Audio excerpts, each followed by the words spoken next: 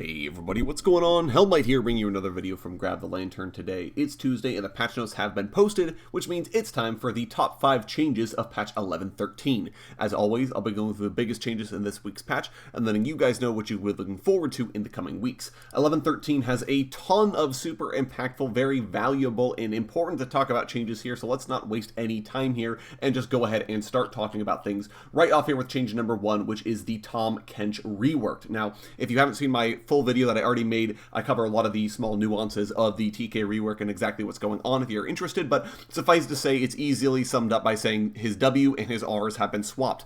Abyssal Voyage is now called Abyssal Dive.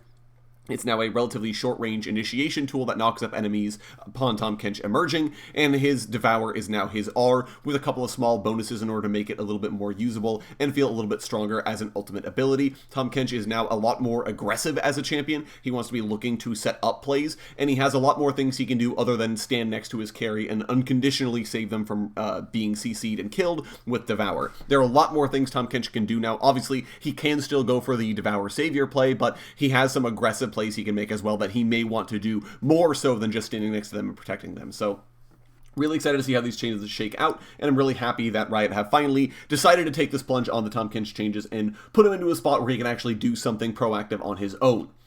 Moving on to another huge change here that I wanted to talk about, which are the mobility items, but more specifically, the Stride Breaker nerfs at number 2. Now, obviously, Stride Breaker is getting nerfed on this patch. That is a given, and I know a lot of people, myself included, are pretty sad about the dash being taken away from it. However, as I've said before, this is overall a healthier change, as it means that champions that historically have relied on Stride Breaker because it solves their lack of mobility, which is one of their intended weaknesses, now they have more options, first of all, because Stride Breaker isn't just by far and away the best possible item for them. Champions like Garen and Darius would just buy Stride Breaker because it was the best single item for them in the game. Now they have more options. Stride Breaker, pretty much everything about this item has been buffed to compensate. The slow is up to 90%, decaying of course, but 90% slow on activation. You can cast it while moving.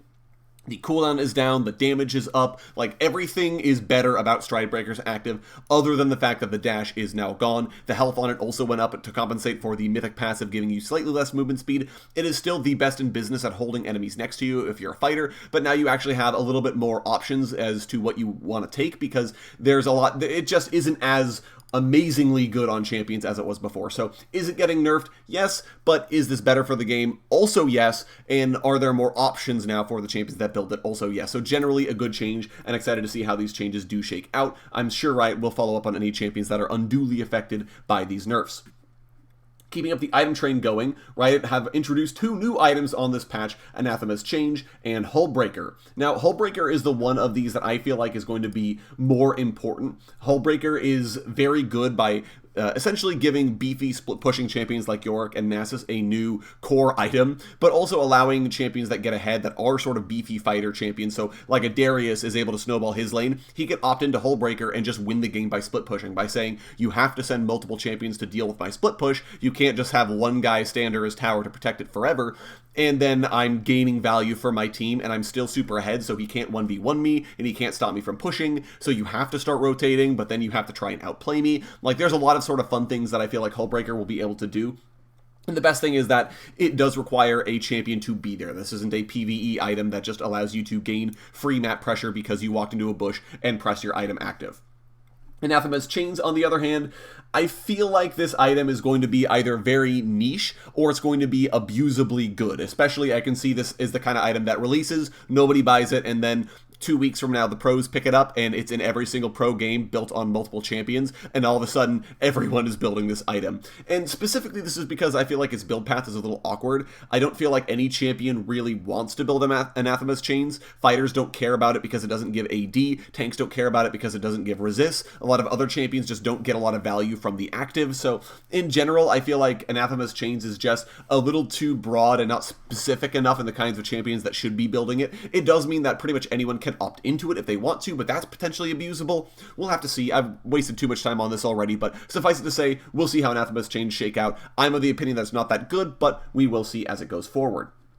Moving on to the number 4 change here, we're going to be talking about items still yet again, and we're talking about the Divine Sunderer nerf. Now, the huge buffs Riot gave it a while back really propelled any champion that could use or abuse Divine Sunderer to the forefront of everyone's imaginations, and Riot are essentially trying to rein it back in, specifically for ranged users. Melee users at least have to have the downside of being in melee range of their target in order to actually make use of that Sheen passive, which means that even if you are someone like Dr. Mundo and hitting people for tons of damage with a Sheen proc, unfortunately you have to be in melee range in order to do so, whereas if you're Ezreal or Senna, you just kind of get to throw out skill shots, and if they land, boom, that's 12% of your maximum health off of a Sheen proc, which is pretty crazy good. So Riot have now put in a ranged split for it. It only does 9% if you're ranged. So generally speaking, that's going to be a nerf for the 80 carries and other ranged champions that were building it and abusing it, but it means that if you're a melee champion, you are still totally unshackled to use this item to its full value. So definitely a good change here, and one that I feel like prevents a lot of abuse cases.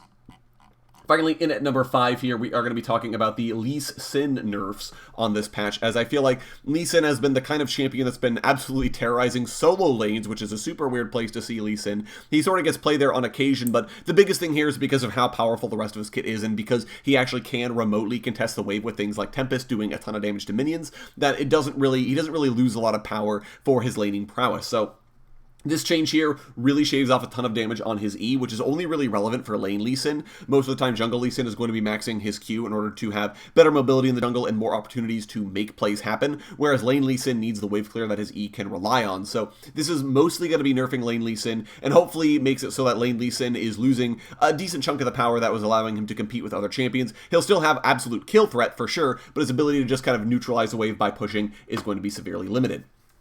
And that's going to be it for me today, guys. Those are the top 5 changes on patch 11.13. Let me know which changes you're most excited for down in the comment section below, or which changes you think I should have talked about. Let me know that as well. I would love to hear your guys' thoughts. If you enjoyed the video today, go ahead and leave a like. And if you really enjoyed the video, consider subscribing. I upload a video every Monday, Friday, and on patch days like today as well. Once again, thank you guys so very much for watching. I do appreciate it. And I'll talk to you all later.